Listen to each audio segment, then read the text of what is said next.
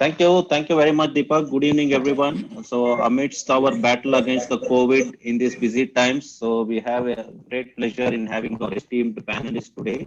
So, I thank ISCCM leadership, Deepak, Rajesh Mishra, and all the leadership who have put this program forward.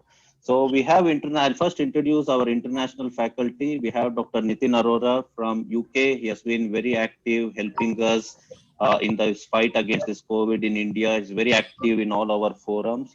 So great to have Dr. Nitin. So we'll have great words of wisdom and knowledge sharing from him.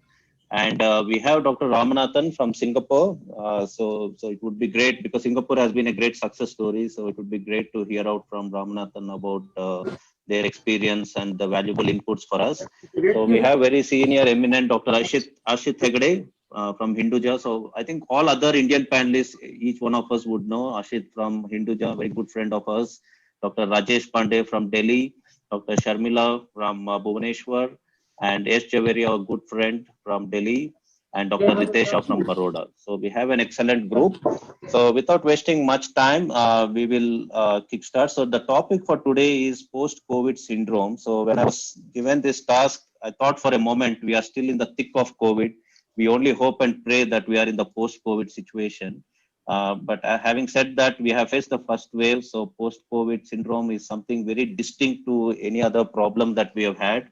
And it needs a separate skill set for us to have a good understanding and clarity as to what are all the dimensions of this post-COVID syndrome. So we'll just take you through specific questions so that the audience really have a good inkling about the whole concept about post-COVID syndrome. So for all of us, we need to understand what exactly we mean by post-COVID syndrome. So that's a very important question one should have in mind. And how do we define this? And then what is the difference between post-COVID syndrome and chronic COVID? And what are the risk factors? So I would straight away put this question to our first esteemed panelist, Dr. Ashit Hegde. So if you can take us through this, Ashit, and what has been your experience on this? So I mean, actually, there is still not we're still learning, like you said, Pradeep, and so the definitions are still not standardized. But for all practical purposes, most people would say that acute COVID is up to 3 to 4 weeks. So if the symptoms persist in the absence of any other alternative cause for the symptoms persist beyond the 4 weeks after an attack of COVID, you call it acute post-COVID, or rather post-acute COVID. So that's usually so. But if the symptoms linger longer than that, go on after 12 weeks, that's after 3 months. So 3 weeks to 3 months is post-acute COVID, and after 3 months, or let's say 12 weeks, is chronic COVID. So that is sort of the definition accepted in most literature. So that's what you would call by post-acute COVID. Yeah, or Ashit, do we see this? Yeah. So although this is defined as 3 weeks from the first symptom onset, do we really think our patients are adhering to this sort of a syndromic definition that 3 weeks is something that you can agree upon in your patients, in your experience, Ashit? Obviously, the patients who follow up after they have recovered, some of them continue to have symptoms. Now, I can't strictly say, the only question is the line between when acute COVID ends and post-acute COVID, starts. That's the thing. So these are usually people who have probably recovered, who have been discharged home, and you would expect them to continue to recover, to be asymptomatic, but they continue to remain symptomatic. So you are right. Some patients are in the ICU for a month or longer, so you can't really call them. They still are, acute COVID. So I think there are people who seem to have recovered and now continue to have, lingering symptoms or milder symptoms. But of course, that line, like you said, it's a thin line between acute COVID. But that is acute COVID. We know. I mean, I think this is just for the, to standardize things to make it easier. But I think we all understand what we get. The acute COVID is a patient is still quite sick, still in hospital, still not recovered from the symptoms, and post-acute seems to have recovered, has gone home, but it is not completely all right. That's not complete. I think, Pradeep, there are significant overlap here. And significant overlap, because a lot of patients, like Dr. Hegde said, are still with us by 3 weeks. So it would apply possibly to milder cases, those who have, been discharged or who are at home and they are feeling the symptoms. Really speaking, I think it would be 4 to 5 weeks at least, if you look at the Indian population, the kind of patients that we are treating. But again, it practically means that post-recovery, the continuation of symptoms. Forget about the weeks 2 or 3 or 4. Yeah, so absolutely well said. See, if you see that US data, which is just depicted on the slide, 65% have symptoms up to 21 days for them to return to wellness. So I just need inputs from Dr. Nitin because he's in the post-COVID phase. Because the figures that are touted, Nitin, is 10% of most COVID would have post-COVID syndrome, which is a huge chunk of patients. We are having millions of patients. And do we think, this is something that you see in your country as well, Nitin? What are your thoughts? Yes, I mean the reference that, for instance, you've got on the screen is from Krish Greenhall, who is a very valuable colleague. Now, what we are seeing is these numbers are actually the unselected patient population numbers. What we are seeing is at the moment our follow-up clinic is full of post-COVID patients from last year. And we are only seeing, obviously, patients that were at least on BiPAP. So if you were not on BiPAP or high-flow nasal, then you go to the general post-COVID clinic rather than the ICU follow-up clinic. And we are seeing almost 35 to 40% of our patients. Now, this is unpublished data. We are just collating the data at the moment. But we are seeing more than 1/3 of patients are presenting with post-COVID syndrome. And it is in many ways almost indistinguishable from our standard post-intensive care syndrome, except we are seeing bigger numbers affected. And they are being affected for longer. So the recovery seems to be much slower. But apart from that, I mean, the UK press is calling chronic COVID long COVID, but that doesn't change anything. So it is, I have not seen anything to suggest that that long COVID is hugely different from our standard post-ICU care syndrome. And then, because I also work closely with the UK Sepsis Trust, what they are constantly saying is that what chronic COVID has demonstrated is that we do not look after our septic patients well. So that just like we have post-intensive care syndrome, actually there is a post-sepsis hospitalization syndrome, which is very similar to chronic COVID. And we have just never paid attention to it. We have never put any resources into even studying it, forget treating it. So what sepsis guys are suggesting is that this is possibly something that has always existed. It's a bit worse with COVID, but it is something that we have just not paid enough attention to.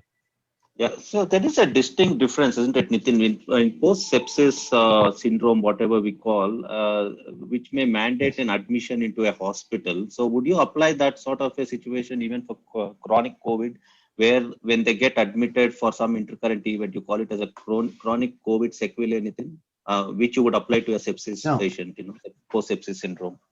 Sorry, yeah.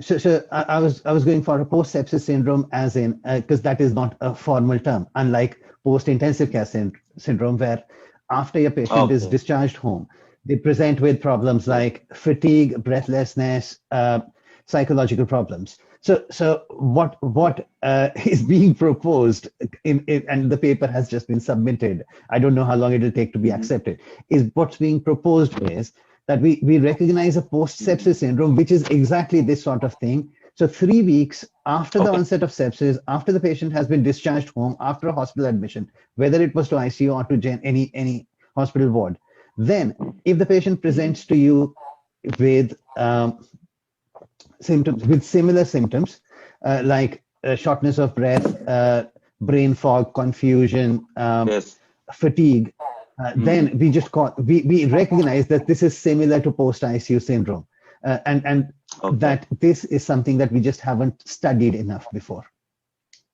Okay, so it is still a process in evolution, isn't it? I mean, this whole syndromic approach to post-COVID would be an evolution. Can I say something? Yeah, hello. Yes, Ramnath, please. Ram here. Pradeep, to answer your question, this chronic illness following coronavirus infections has been reported with the previous SARS as well as with the MERS-CoV infections. So this is not something which is unique to COVID-19 per se. It is a viral sequelae or a viral syndrome that seems to exist, and it's just that the magnitude of this particular COVID-19 is quite highlighted because of the amount of infections we get to see. So all these things have been reported in literature when it has happened in the past. So be it Ebola, be it MERS-CoV, or even influenza for that matter, they've all had similar kind of symptoms. The magnitude might be different, the timelines might be different, but the more or less they have a similar kind of systemic presentation. Pradeep, but Ram, one thing that has been distinctly different. Yeah, who is this? Yes. Pradeep, Rajesh. Tell me, yes. Tell me, Rajesh. Please, Rajesh. Yeah, just 2 quick points. You see, there are many similarities between, say, Nitin highlighted about post-sepsis, and now people are realizing possibly we neglect them. And post-intensive care discharge clinics are not very common in India, so we still are lacking behind. Now, if you see, there are a lot of similarities, whether it is post-COVID. If you remove the symptoms like dyspnea, cough, possibly muscle weakness, fatigue, PTSD and anxiety, etc., they will be common to, ICU discharge as well as post-COVID. So, but the persistence of COVID-related specific symptoms possibly make it unique in addition to the common things. Yes, I think that's a very valid point. The reason I was commenting on this, Ram, is because after the first wave, there were a lot of hospitals which were investing hugely into this post-COVID rehab setups. And I'm sure many of you in your own cities would have seen big time sort of investment of time, resources and energy into this, which means there was a huge problem in this area, and 10% is a big chunk of population. So let's move quickly to, because there are a lot of questions. Yes, Ritesh. Yes. Let me finish. Please. Yes, followed by Ritesh. At times we are discharging the patient little early, rightly, because of scarcity of bed, and inflammation is ongoing. So it's a subacute condition, and we have to discharge because of scarcity of bed. So it adds to the load. The incidence is varying from 5 to 25%. And if you, as Dr. Pandey pointed out, you see small issues like persistent cough, breathlessness, giddiness while walking, this could be even much higher. One interesting point is people who are not having severe symptoms, they can also have severe consequences of post-COVID. That is a bothersome situation.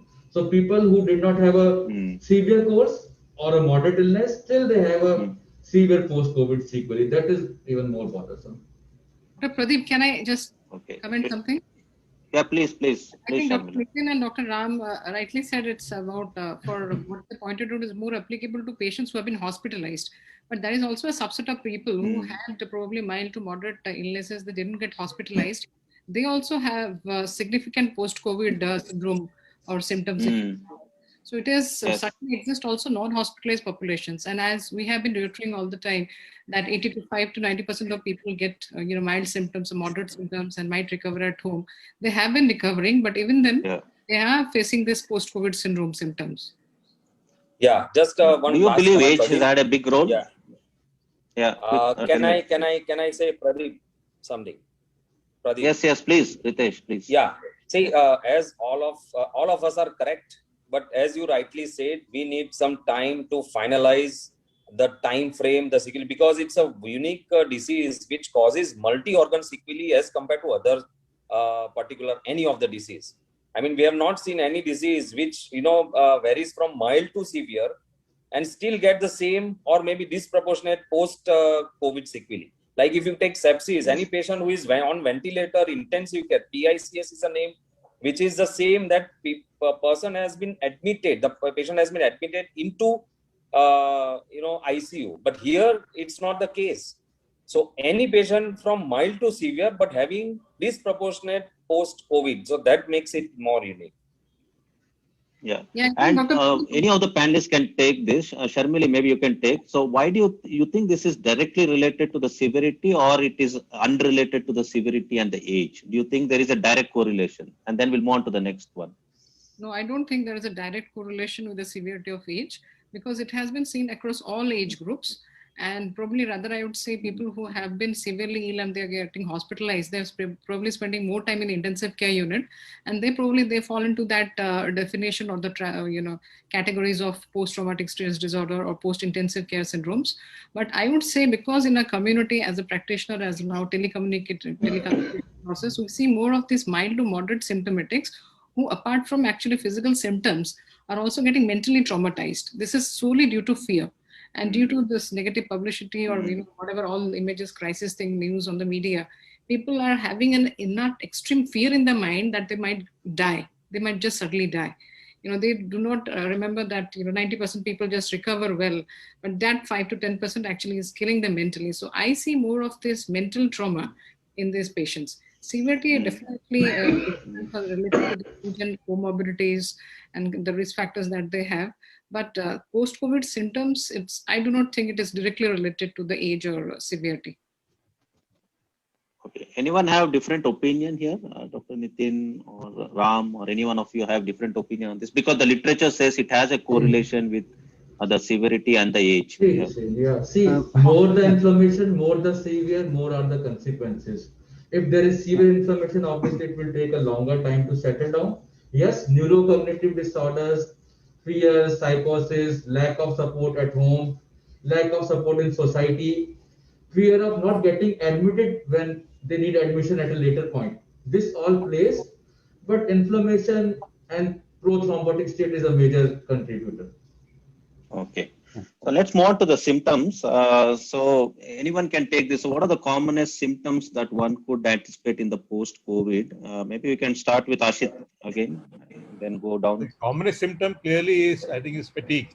I mean, irrespective of whether it's severe or mild symptoms, the commonest complaint is fatigue. Sometimes people are okay on routine activity, but even the slightest exertion, then they get tired out. Many of them are tired throughout the day. I think that would be the single most common symptom. But then, of course, depending, it could be symptoms affecting each of the systems. Like the other common symptoms, as Sharmiti said, are the nervous system. Either they're depressed, or they have brain fogging, or they're unable to sleep. A lot of people complain of insomnia. So I think these are the commonest symptoms. Then, of course, depending on which system is affected, they can have respiratory symptoms, like a chronic cough or breathlessness or chest pain. They can have palpitations. They can have orthostatic problems.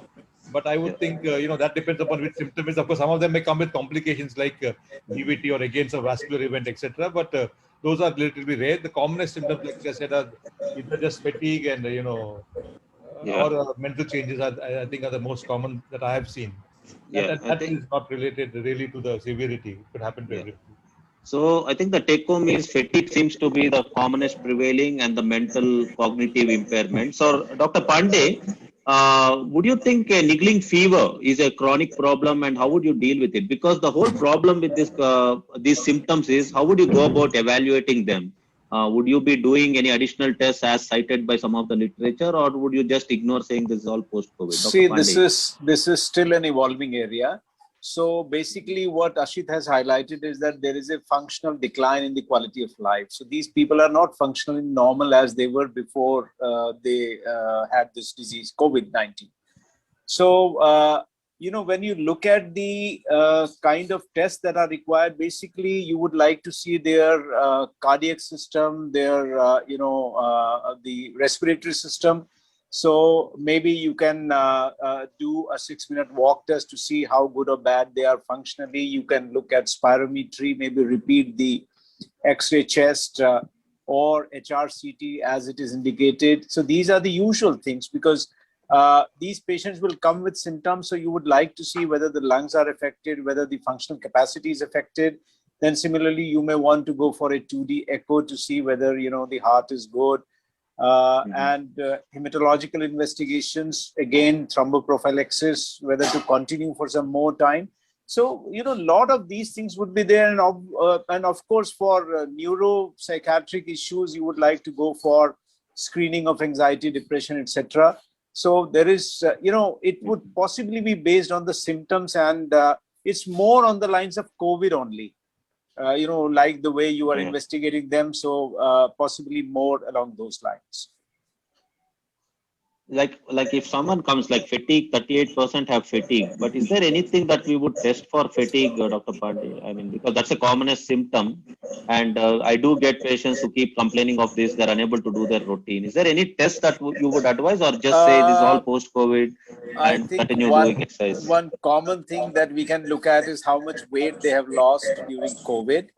And you can look at the muscle tone, because I see a lot of muscle wasting because of prolonged use of steroids. So that adds to the fatigue and weakness and their inability to stand initially. So I'm not aware. Nitin, if you can throw some light on this, what you guys are doing? What we tend to do is, so what we tend to do is we obviously take a detailed history, go by what the patient says, how they are able to manage their daily activities of life, as well as what their exercise tolerance roughly used to be and what it is now. But equally, we also get everyone to do a questionnaire called the Eurocall 5D, which is a quality of life survey, which talks about a lot of this stuff, and you can pick up a lot of pointers from it. The other thing we tend to do is we have a physiotherapist in our post-COVID, in our ICU follow-up clinic.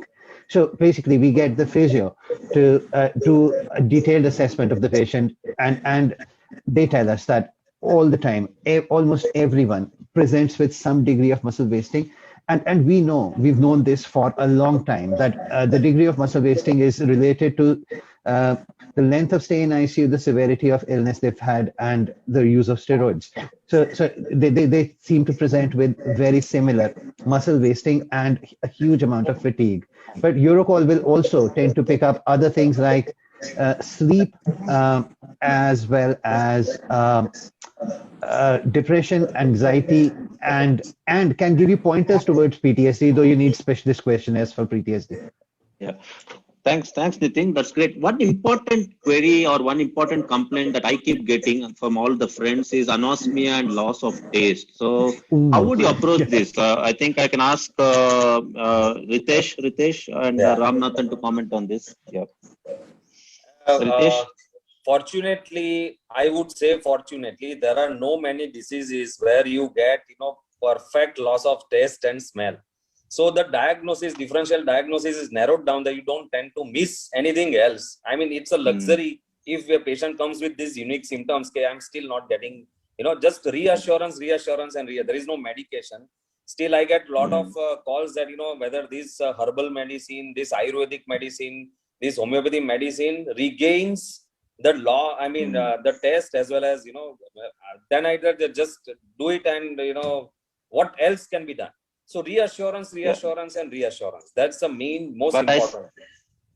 That's great. The answer I was looking was, is anyone sending them to ENT? Because I see ENT people getting flooded with these patients as well. Yes. So Ramnathan, any thought on this? Yeah, I mean, look, it's a unique problem. I agree, Pradeep. In fact, I'm dealing with a few of my family members back in India who have the same problem.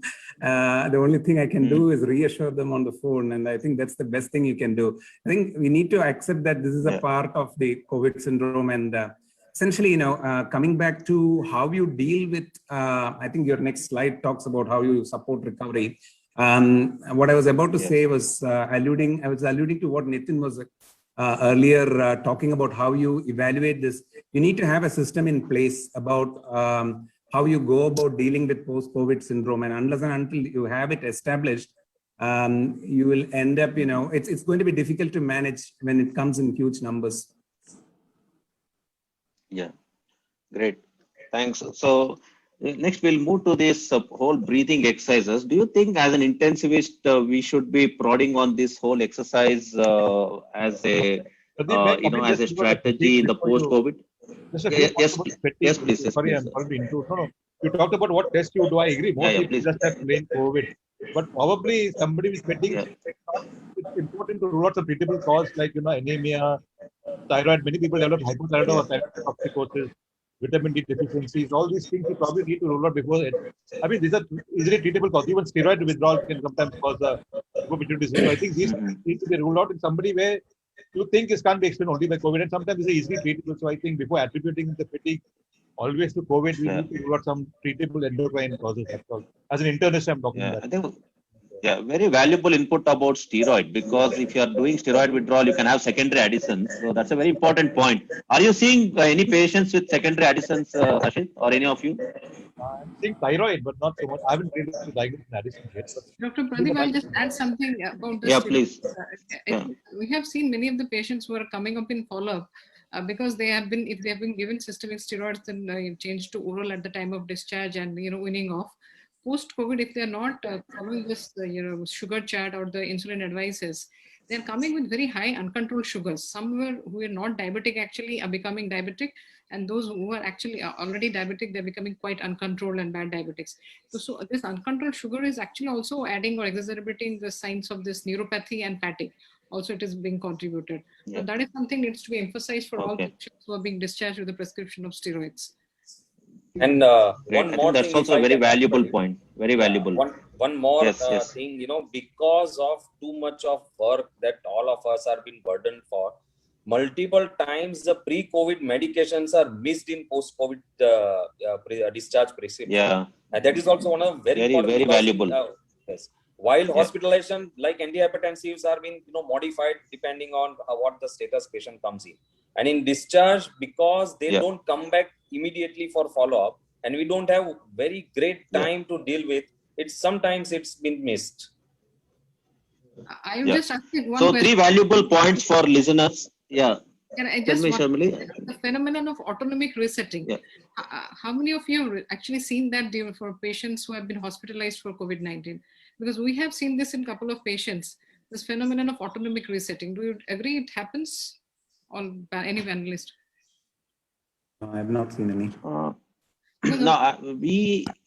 We do come across patients complaining of a lot of giddiness, Sharmila. Maybe we have to evaluate them to see if they have some autonomic orthostatic hypotension and stuff like that. But we do come across. Autonomic dysfunction is quite common.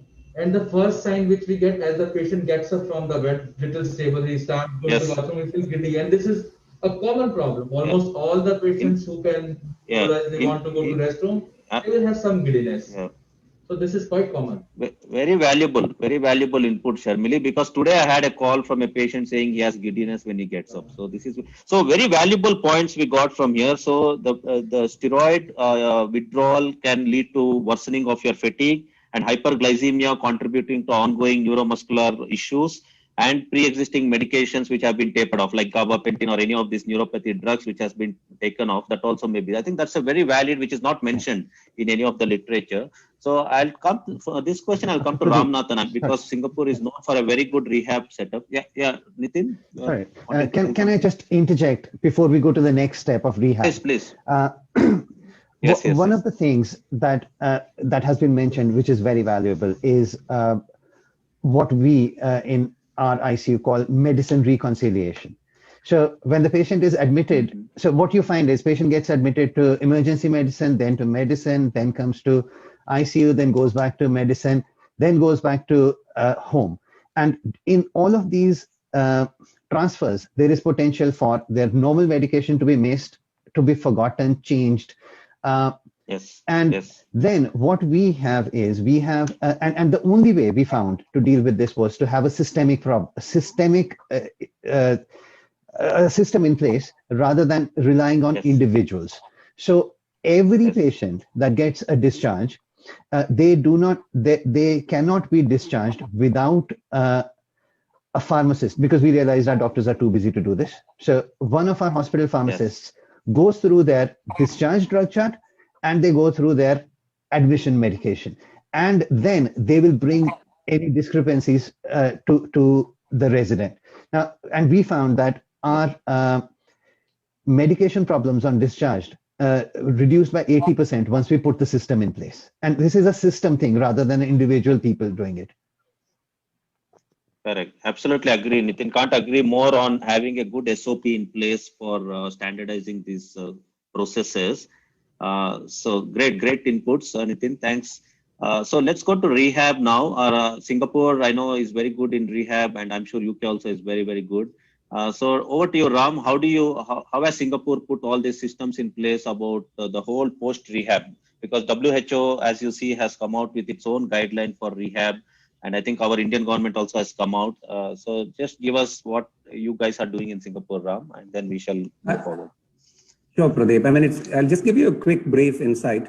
Essentially, when we had the first wave, we realized that, these are going to be important aspects that needs to be followed up. And this was mainly taken from the previous experience from SARS in 2003.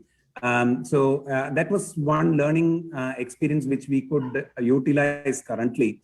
And that's where, we could have a lot of things added to the system. So previous pandemic experience was one of the factors which helped us put things in place this time. Now, having said that, it was never a fully efficient way of doing it, but still we could do something. One again, we faced newer problems, newer challenges, like how you follow them up. As long as they were in the hospital, of course, the physios, as Nitin correctly pointed out, we do have a similar kind of system where, they get followed up. They do have their questionnaires and other things which are asked. Of course, when they leave hospital, they are clearly given proper guidance as to what needs to be done when a particular symptom exacerbates, whether they go to their primary GP or whether there is a teleconsultation that happens, and they're given access to a teleconsultation that way.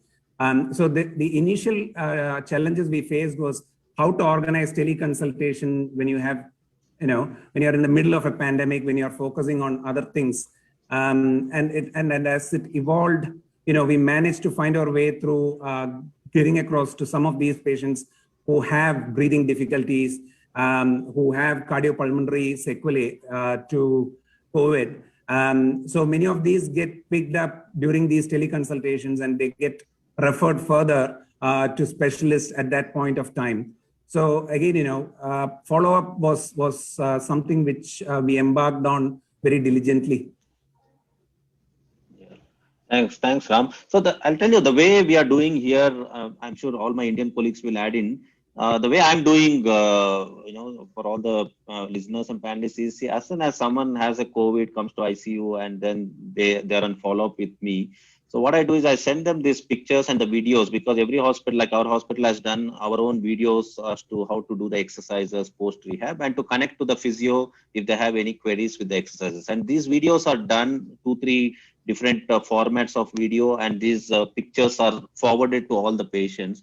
That I believe is the easiest, because most of the patients are educated, and pictorially they see the videos, they are able to do it in the post-COVID, and we give it during the time of discharge or once they are in follow-up with us. So I wish to hear comments from my other colleagues. Yesh, how are you doing it in your place? See, rehabilitation has to start during the acute phase only.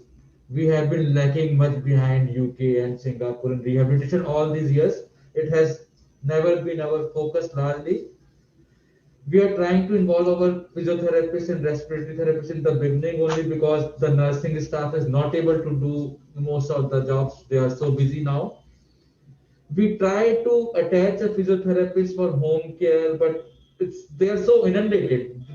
They don't have time now, and it's very difficult to follow up each and every patient.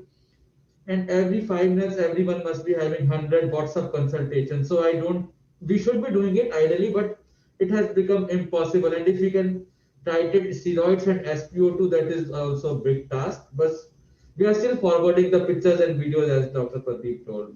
That is the maximum. That's the easiest way, and it is benefiting. Yes, it is benefiting, isn't it? Yes, because I ask all of them, are you guys doing that? Said we are following your video and we are doing it. Dr. Pandey, what are your thoughts on this? See, ideally, See, what Nitin suggested, what they are doing is the ideal way. They have multidisciplinary clinics where physiotherapy is also part of that. But right now, we are going through an very active COVID situation. So possibly that is not possible, because for consultants to be available for post-COVID is nearly impossible now. So, but I think whenever we get time, when the surge decreases significantly, then that's the way forward. So that, you are talking to your respiratory colleague or your internal medicine or physiotherapist, and you decide what needs to be done for each individual patient. So I think physiotherapy will have a significant role, because a lot of them have been bedbound for many, many days. And if they are critically ill on antibiotics that may affect the muscles, steroids, and many other things. So it's really a very, very important aspect, which I agree with Yash has not been given due attention for various reasons here in India.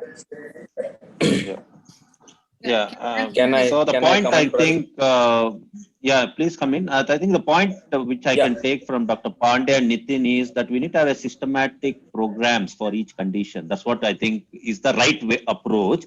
But rather here what we are doing, because as Yash and Pandey rightly said, and we all agree, we are inundated with too much of workload now. So we are passing on these videos as a middle part, but that's not the ideal way. So I think that's what everyone agrees. So Ritesh, over to you.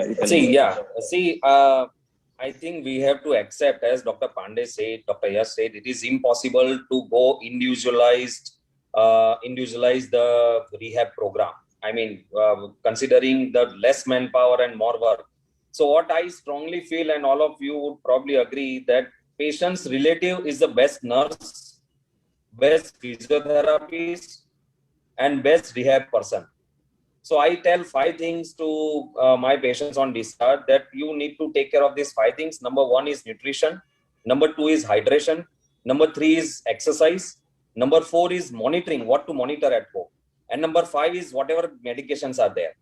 See, these 5 things I convey to patient as well as to relatives. And then last but not the least, follow up, when to follow up. So if these 5 things, if we explain to relatives, I think majority of the work will be done. As you rightly said, these videos are actually, fortunately for us, are available online. So we tell them that these many exercise, and our physiotherapy colleague definitely helps, but they cannot reach out to each and every patient the way our work is. So this is what, 5 small summarized points that I convey to patient as well as relatives on discharge. Probably that may make difference. Yeah, thanks, Ritesh. So, Sharmili, you wanted to say something? Yeah, actually, pretty much what Ritesh said, actually. I would mention about more of this economically disadvantaged class where they do not have access to these pictures or to these videos. For those kind of patients, actually, we just mentioned at the time of discharge, and it's part of the prescription, pretty much those 3 last lines, like breathing exercises, mild exercises in the local language, we try to explain them. And I would say, like, most of the Indians are actually happy with about this, thanks to yoga and meditation, which is being, it's been popularized in the last decade. They do all this alom vilom, that breathing exercise. I think it is, even very poor class people are also practicing this. The mild exercises, which we taught them as part of the 6-minute walk test also, which would have taught them before. Those kind of things they're practicing at home. About the specific exercises, about positioning and all that, educated and higher up, they are fine with that. They're doing it anyway. But for even for the lower disadvantageous class, I think it is good to tell them about the simple exercises, because this also goes a long way. And about continue to sleep in the prone and side positions. That is becoming their part of life now. Yeah. Now, that's very valuable input, what Dr. Sharmili has said. What has been unique to our India is the pranayam, the word what we say, it just connects to each and every individual. At least in my experience, I just said just do pranayam. Because pulmonary rehab, what we say in the Western culture, and where there is good programs put in, here simple thing people can do is this, breathe, like what Sharmili said, nostril exercises and all this. And we have our own indigenous way breathing exercises which many people have come out with. So any comments on this, Ashit and Nitin, over our own indigenous pranayam and nostril and other exercises? I completely agree. They are really good breathing exercises. But what we have also found, and this is not real evidence, this is just patient survey, which is that expectation management, patients say, is really important. So when you discharge a patient from ICU or from the hospital, they normally think that they will be back to normal in 3 days, 5 days, 2 weeks. It is important to tell them that post-intensive care, you're not going to be back to normal for a significant period of time, weeks, months, possibly years, possibly never. And if they're not informed about that, they and their families tend to get one, very impatient. 2, they start getting irritated with doctors as well as the whole healthcare system. And then what they start doing, and this I am sure is a much bigger problem in India than the UK, they start doctor shopping or practitioner shopping. So they start going to different private hospitals, different private physios, trying to see if someone will offer them a magic cure. So it is really important to explain to them before discharge, this is what is going to happen. This is the timeline. It's going to take a really long time to get better. Yeah, great. Ashit, see, there is a literature reference that fatigue is same as chronic fatigue syndrome, where there are some pharmacological drugs, some people use it. Do you think there is some role for pharmacologic therapy in fatigue? Because fatigue seems to be a common problem. And people do ask, बहुत सुस्त हो रहे कुछ दवाई दीजिए. So I'm sure many would ask you, Nitin. Nitin and Ashit. Yeah, so what are your thoughts on this? No, I confess that I agree. People, we don't know whether what we are giving is a placebo or truly works. In the whole concept of CAFS also, whether it is all in the mind or it truly is an entity is still there. So I must confess that I do try a few drugs. I quite often try antidepressants like nortriptyline. I sometimes try modafinil in a very small dose for the fatigue syndrome, and there's a drug called Arcalion, which is some variant of thiamine, which again I think is more placebo. But some patients seem to be doing, like I said, I'm not sure whether it really works or whether it is a placebo. But certainly there's some amount of depression certainly in most of these people who have fatigue. So I'm sure antidepressants do some good at least. And I, rather than the SSRIs, I tend to prefer, unless it's a real contraindication, I tend to prefer a good old. How about melatonin? Many people are using melatonin. Ashit, are you also? I think a lot of them have insomnia. I think many of them, insomnia is a very, very common complaint. Even if they've had mild COVID, many of them complain of insomnia. So there, I'd give melatonin more for the sleep and more as a. But I think for the fatigue and the depression, I found modafinil in a small dose. Like I said, again, I'm not sure it's working purely as a placebo really has any. But I tried modafinil and like I said, antidepressants, nortriptyline at night. Modafinil, melatonin definitely, along with nortriptyline, also helps them sleep. So. Okay, great. Anyone else have any thoughts on medicating fatigue? See, I completely agree with Hegde sir that antidepressants are necessary.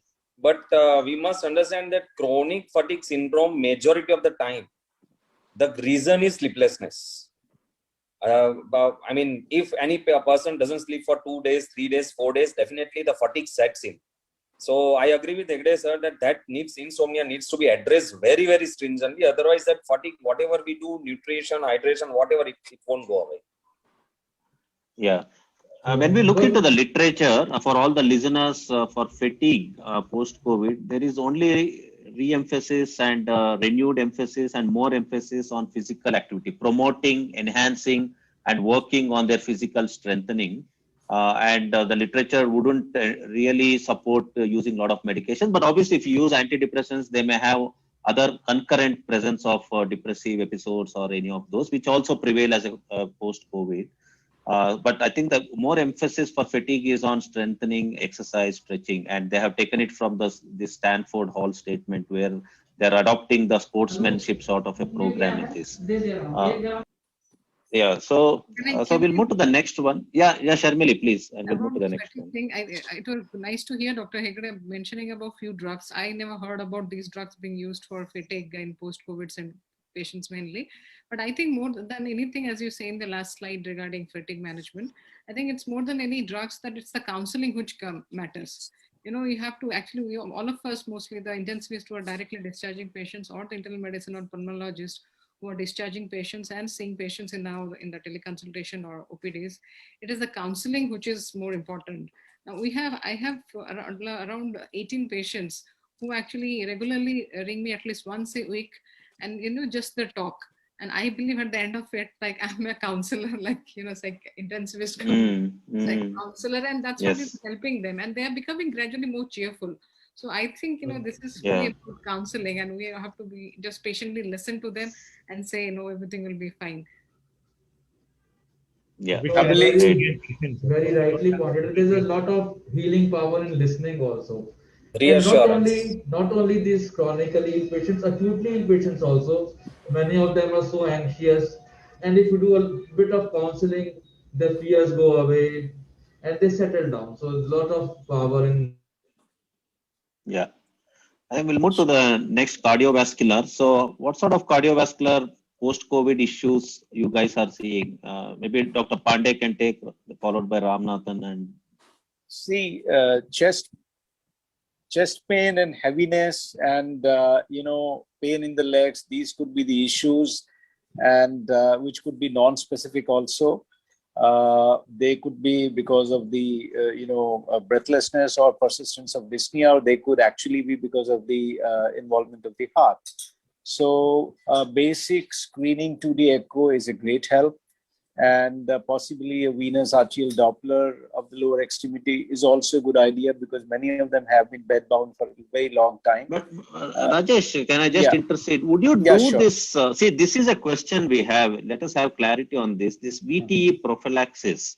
Would you base this on chronicity of a problem, severity of a problem, D-dimer problem, or routine evaluation, Dr. Pandey? Because this question I get asked literally every day by WhatsApps by many of my patients. So what are your thoughts on this? You see, Pradeep, in this particular COVID-19 disease, we know that capillary thrombosis, microvascular thrombosis is a major issue. That's what the autopsy studies, pathology studies have revealed. And patient would not be very active. We are talking of post-COVID syndrome. So his activity, functional activity would be very limited in the post-discharge period. So these many of us, I think almost all of us are prescribing them some blood thinners or some, DVT prophylaxis for at least 1 to 2 weeks, if not more. So that is a standard part of the thing because they are liable to get deep venous thrombosis and it's sequelae. So that's a known issue. Whether you use continue low molecular weight heparins or you give NOACs is your choice. But I think other people would agree that all of us are prescribing that for post-discharge at least 1 to 2 weeks. So that becomes an important issue in these patients. There's no doubt about it. Even during admission also, we give them prophylactic low molecular weight heparin. So the US data and the US direction has been that do not react to the D-dimer and do not convert it into full therapeutic dose. So, but again, the practice among Indian physicians is quite variable. Many of them react to D-dimer, but ideally, if you follow the evidence or the suggestion given by the US evidence, then possibly prophylactic 0.4 ml or 40 milligrams subcutaneous enoxaparin would be enough. Does that answer your question? So, Yeah. I mean, see, because the practice patterns are very distinctly different across our nation itself, Pandey. So I would love to hear from my other esteemed panelists. What are their practice points? Would they give routinely for all sick patients a little bit of extended prophylaxis? Maybe I'll take comment from Nitin and Ram, then we'll move to our Indian colleagues. Nitin, your thoughts on this? We tend to send them home with 1 week of, typically with 1 week of Flexin, as Dr. Pandey said, so 40 milligrams of Flexin. But sometimes what happens is the discharge is delayed because there is lack of appropriate community support and they spend that week in hospital. So we tend to give them at least 1 week post ICU and often a bit longer than that of Flexin. So just as so is that a national policy, Dr. Nitin? 1 week, or is it? No, we don't have a formal national policy on this one. Okay. So as long as they are in hospital, they will continue to get Flexin. But once they are discharged, it is very local. Yes. Yeah. My question is only after discharge because in hospital anyway there's not much debate. Absolutely. Yeah. Typically a week. Yeah. Okay. What about Ram from Singapore? Then our Indian colleagues. Pradeep, two things. So one with regards to the cardiopulmonary complications, I'll come to the prophylaxis as well. One of the fewer manifestations is palpitations. And again, it gets into the post-COVID syndrome as well, which probably would need evaluation properly. A lot of these severe COVID-19 patients get myocardial involvement. They do get stress cardiomyopathy. So again, these are some of the manifestations which you get to see in the critically ill or the severely sick COVID-19 patients, and they do have their sequelae going forwards. Now coming to the question of thromboembolism and the DVT prophylaxis or the VT prophylaxis, we essentially give them heparin only in the hospital. We don't discharge them on heparin. And having said that, we don't have any national policy on this. Okay, great. Ritesh, Yash? Yeah, actually, same thing. There is no policy as such. So we individualize. The duration is 1 to 3 weeks, depends on severity. It is impossible. Given a choice, I would like to continue LMWH only rather than putting them on oral anticoagulant. But it's impossible. Okay. It's for everyone. It's impossible to get LMWH at home. So as far as our part is concerned, we give for 1 to 3 weeks, depends on the severity of illness. That is newer oral anticoagulant. Yeah. Yash and Sharmili? Yeah. I would say I have seen many of the cardiologists, especially who are otherwise used to probably this oral anticoagulants. They do use oral anticoagulants quite a lot. And I would say, you know, there is something also, it also strikes me that as Ritesh shared, that it's difficult to take low molecular heparin at home.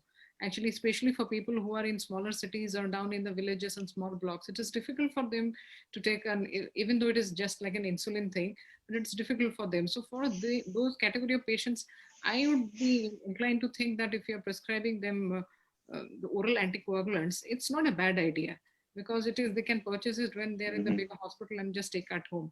But getting a jab at home, you know, even if it is difficult for them to continue.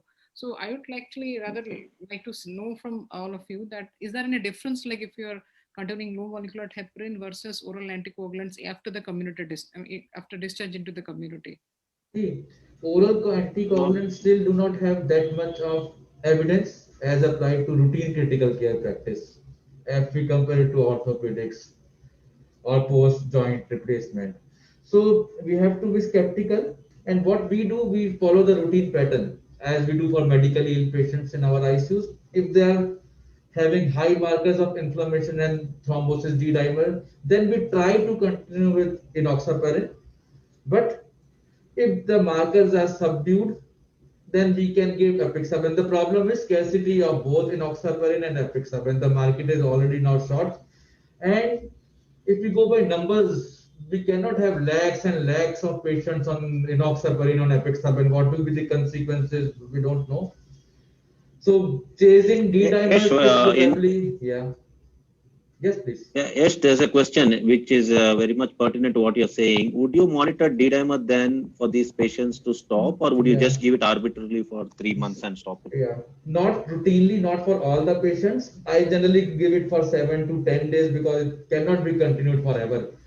And if you do D-dimers, they're almost always raised. I haven't seen a normal D-dimer in most of the patients as of yet. So we stop after a week, but if it is a high risk patient, as we do it for routine critical care, then we continue. Apart from NOACs and low molecular weight, physical activity, hydration, and ambulation. This should also be stressed quite a bit. Okay, I think we are coming to the close. We'll just move fast to the older patient and distributive justice. So this distributive justice is very much relevant now in the face of the surge that we are having and the huge dearth for the beds that we have now. So I would love to hear from some of the countries which very distinctly practice this whole concept of distributive justice and taking care of these older patients. So especially, I'm sure UK, Italy did practice this distributive justice. And once I hear from Nitin and Ram, then I would love to hear comments from my esteemed panelists, Indian panelists, as to what they think about this whole concept of distributive justice. Over to you, Nitin. Okay. So I'll just ask for a little bit of patience from all the panelists, because I'm going to be a little bit long-winded here. Okay, so distributive justice, obviously justice is one of the major planks of medical ethics. But we have to remember that the crudest form of distributive justice is either first come, first served. So basically when your ICU is full, everyone else just dies. Or a hard age cutoff. So everyone over 75 does not get ICU. And they are really harsh, and they weigh heavily on the community as well as on the healthcare workers. And different pandemic pathways have actually talked about distributive justice and about how to triage patients into intensive care. So what we did was the Intensive Care Society came up with what we called a pragmatic score, which was comorbidities, so previous health status and clinical frailty score. And the combination of these was a case of, so if you were basically normally bedbound and you had diabetes and hypertension, we know that if you are sick enough to actually need ICU, you are very, very, very unlikely to survive. So basically, we shouldn't admit you to ICU. Also, because there was no visiting in COVID ICU, so you will actually die unconscious and alone. And the other things we did was things like transfer networks were set up. So we transferred patients between hospitals so that we could maintain reasonable pressures across the whole network of hospitals rather than just one hospital struggling and another hospital having no patients in their ICU.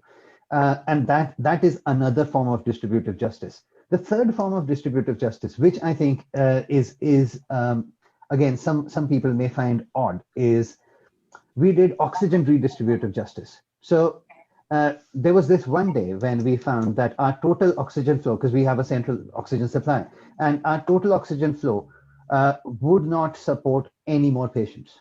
We still had 8 ventilators free, but our BiPAP machines are automatically compensation machines. So they were using 80, 90, 100 liters of oxygen. So we intubated the 10 sickest, so the 10 BiPAP patients who were on more than 70% oxygen, we intubated all of them. Because we had ventilators available. A ventilator, an invasive ventilator, will only use up to 10, 12 liters of oxygen at most, whereas we were using 70 liters of oxygen for these patients. Now, was this the best policy for this one patient? Probably not. But did it mean that we could then admit another 15 patients? Yes. So it is a difficult one.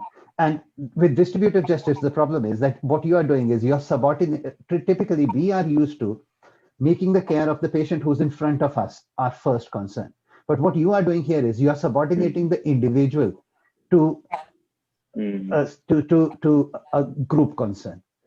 I promised I would take a very long time, but that's me. Thank you. No, that's very, very, very interesting, Nitin. I think what is very pertinent now in our Indian setting is the oxygen distributive justice.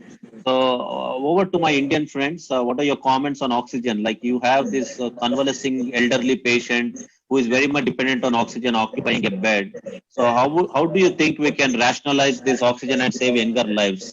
And I know it's a very sensitive topic. So comments from Ashit Hegde and Rajesh Pandey. No, I really don't think I can break.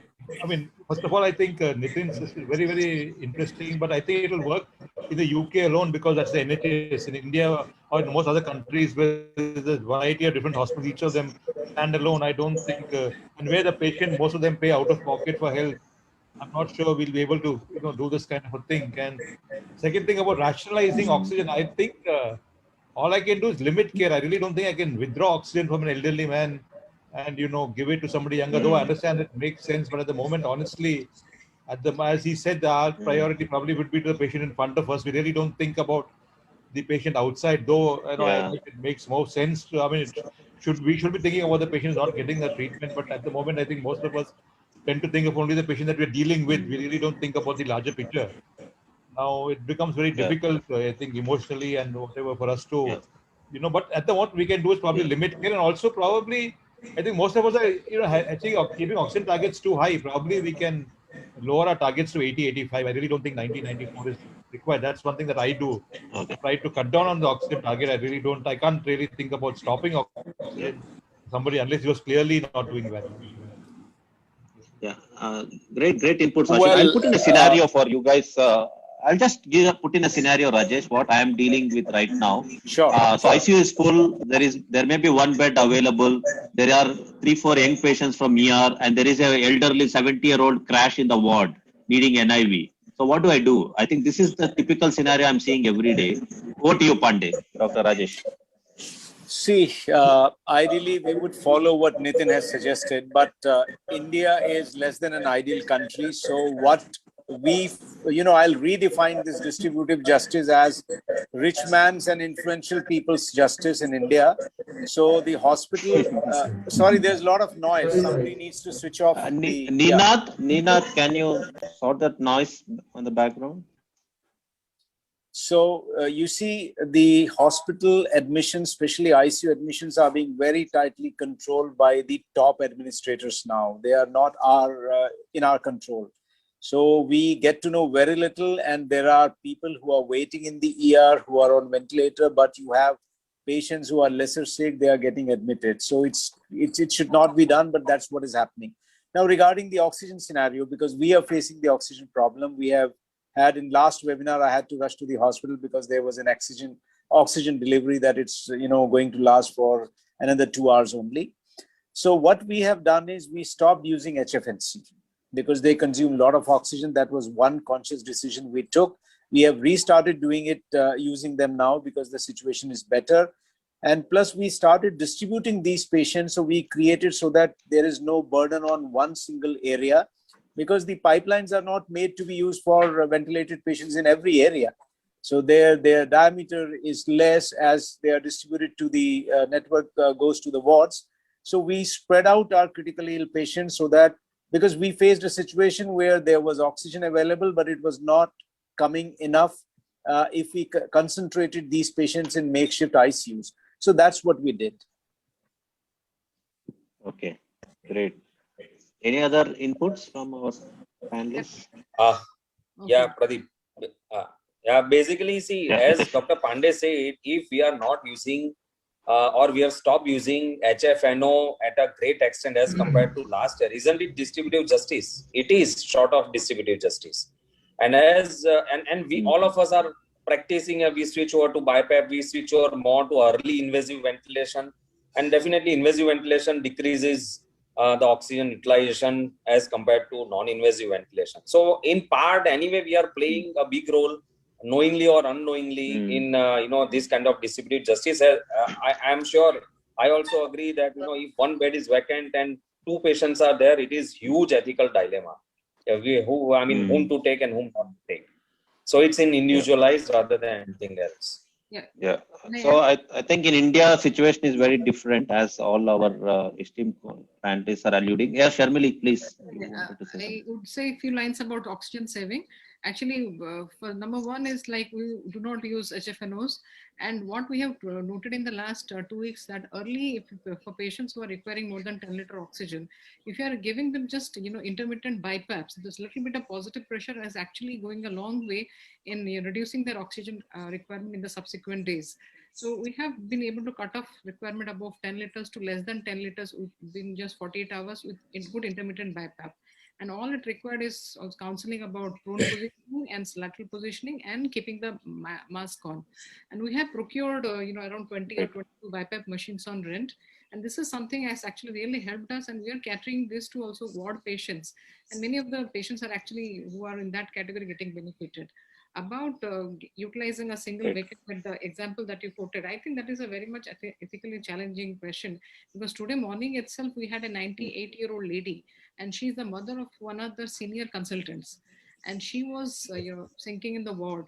First of all, when there was a call for the bed in the ward itself, that time we discussed it, but we gave it ultimately.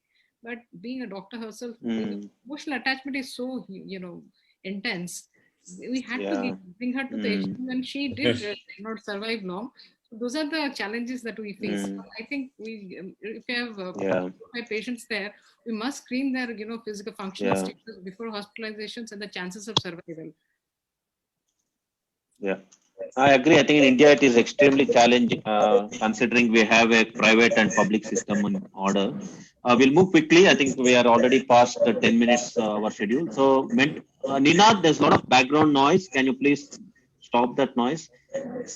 Quickly coming to mental health, I have only one question. How often and how quickly are you involving psychiatrists in your care of your post-COVID patients? Because they have this myriad pictures you see: anxiety, depression, loneliness, insomnia, hopelessness, and all this, and even suicides. Because even today, my headline, it's the second page in my main paper, was one patient committed suicide because of the fear of having COVID issues. Ninad, can you sort out that sound issue, please? Yeah. Yeah. Well, yes. How quickly are you? Yeah. Anyone? Yeah. Please, Rajesh. Pradeep, what we are doing is, because the psychiatrists are doing only online consultations, teleconsults. So we give them the number of the psychiatrists that we have, and then they can contact them. It's not possible for, because the majority of the hospital has been made into COVID, so they are not physically visiting the hospital. So that's what we are doing. Okay. Yes, any thoughts on involving psychiatrists? We should be involving them, but probably in this all hyper acute condition, we are forgetting it, and it's low down on our priority list. It should be up, but we are not able to do it at all. The question is, how are you involving psychiatrists, or like Ashit said, we are starting our own antidepressants, or are we trying to delineate between psychotic symptoms and depressive symptoms? Because we are seeing a little bit of delirium issues also, psychotic symptoms also. So are we competent enough to prescribe, or do you think having psychiatrists on board is more important in these symptoms? Pradeep, I didn't call psychiatrist. I don't prescribe all. We have a counselor. At least we first call a counselor who may not be a psychiatrist, but at least they have more time. They spend more time with the patient. So we do involve counselors first. And Pradeep, happy speaking to counselors. Because they're trained to speak. Pradeep is not happy with you prescribing these medicines. Even I prescribe. No, it's just that we may miss out on other elements. I don't know. Half of my OPD is depression. The problem with psychiatrists in the ICU is they don't have an understanding, and they at times most of the times they over prescribe. So in the routine settings also, I have never been happy with the psychiatrist doing anything in the ICU. In vast majority of the cases, leave apart this crisis. So they don't have that understanding. We see the patient day in and out, and we know whether the patient is having delirium, whether the patient is having depression, or what. They don't have that kind of understanding. That's precisely the point I was coming to, because depression and delirium, or delirium is like psychotic symptom. Sometimes it can be tricky. So I think we'll move to the last bit about some of the social factors. So how about stigmatization? Do you think that is a problem that we are facing in the community? Stigmatization, because this is also a huge problem. Pradeep, not now, because every other household is having COVID, so it's same for all in Delhi at least. So there is no stigma. Everybody is happy that they've got it, and those who haven't got it, they are waiting to get it because they know eventually everyone will be affected. So it was there in the first surge. It definitely was there. So, for example, in my hospital, my friends were avoiding coming and having coffee with me because they knew I was going to the COVID ICUs every day, spending 5-6 hours there. But this time they are a bit generous. So once in a while, they come and share coffee with me. That's the change.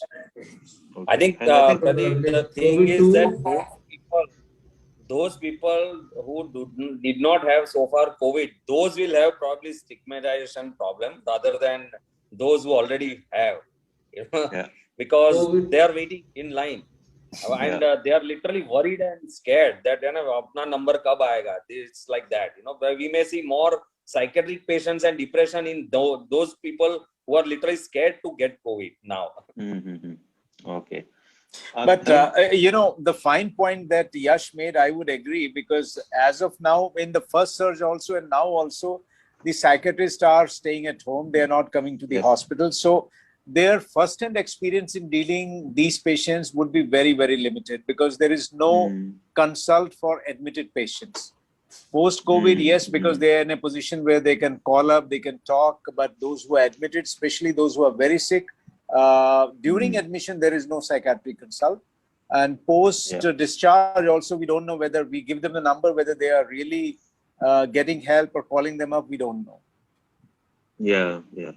Great. We come to the last bit of the slide. I'm sure we may not have solutions for all these job issues, domestic violence, but I have two questions here, which is pertinent to intensive care. The bereavement, because we may not be paying much attention to grief counseling. So is any of you want to talk on whether we have some systems in place to, I'm sure UK would have systems. Any of you, maybe Ram hasn't spoken for some time. Ram, in Singapore, do you have this bereavement counseling, grief counselors in your place? Because so many are dying.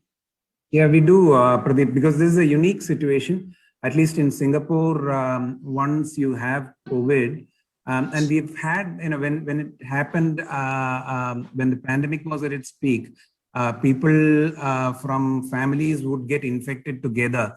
And essentially, when one of them would die, the biggest problem we used to face was one, breaking bad news over the Skype or a WhatsApp call. The second problem we used to face was again the cultural background, because we do have different sects of people here in Singapore, the Malays, the Chinese, and the Indians. So essentially, their cultural beliefs were totally different. And the fact that they could never bid farewell to their good and near ones was a big factor during these sessions where we used to break the bad news.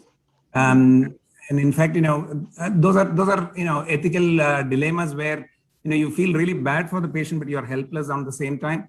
The only good thing was we did have directives from our Ministry of Health on how we are going to deal with these things, who would be allowed in the crematoriums and how these people should be cremated. So all these things were clear cut, and we could explain that to the patient relatives up to a certain extent. These patient relatives were then followed up by psychologists and others, social workers, who would, look into the other aspects of their social and cultural aspects. So yeah, it was a big ask, this part of the whole COVID-19 thing. Great. For Indian colleagues, any of you have any process in place for grief counseling? No, we don't have a process sadly yet. We just gave a call to the patients who are connected to us or ask our junior colleagues to call them, but it's not a process if I call it. It's one person's attention, and we miss a lot of them. Sadly, there is no grace in death also. I was listening to a Pandit from Ranchi. He was telling people are leaving dead bodies. If they don't do the last rites, they will never Yes, yes, can I just intercede? Yes. Yeah. Do you think in India, it's a very heterogeneous country, very beautiful country, where we can involve our spiritual leaders? Because I know you're involved with spiritual organizations and they're happy to pitch in for grief counseling. Do you think that plays a role? It plays a role, but see, we are so inundated, as I already told, we are not able to think, to be very, very honest, about all these small issues. What comes to our mind is just give a call or text them, and that's it. Even to our close one also, we are not able to do. And there is so much of fear in the relatives. Some have guilt. Some have fear that what care they will get if they face the same consequences. So there is a lot of this emotional turmoil which is going on in the families. So it's a very devastating situation. Actually. See, Pradeep, if I can pitch in. Yes. Yes, post-death grief counseling is not happening. It is zero at present because of the heavy workload. But what we insist, what I insist to my team, what all of us are doing is sensitization that your patient may die. So multiple calls so that they are mentally prepared for the eventuality is being done for all sick patients who are likely to die. Because post-death, you are attending to other patients, so that is not happening. And regarding the spiritual leaders, we involve them less frequently, but in COVID situations, I don't think they would be willing to, come and talk to the families. So I don't know. I have not asked them for any help in COVID situations. Any other inputs from any of you? Nitin, in UK, I'm sure you have systems in place. Actually, we do. Ashit, We are. No, Pradeep talked about the spiritual. Some of these organizations have actually offered the help. I think it's a good point you made, Pradeep. Some of them have volunteers who are willing to give counseling. Maybe we haven't used them. Maybe it's a good point you made. Maybe some of them actually, like you said, are volunteering. So maybe we should start using them. We haven't really tried that. It's a good idea. I'll tell you my experience, Ashit. That's the reason we've got in this is, especially in Christianity, priest is happy to do the healing or the, they say they come and do the, prayers, and they're doing it even on Zoom, and family gets so much relieved. And for me, ISKCON is very close by to my hospital, and they're happy to come and talk to the family if family wants. So in fact, when we speak about death, we tell them, would you want any of your religious people to come and talk to you and pray for the patient? And that gives them a lot of relief. And many of them are willing. So I think, Ashit, a very valid point from you as well. So Nitin, you are about to say something. Sorry.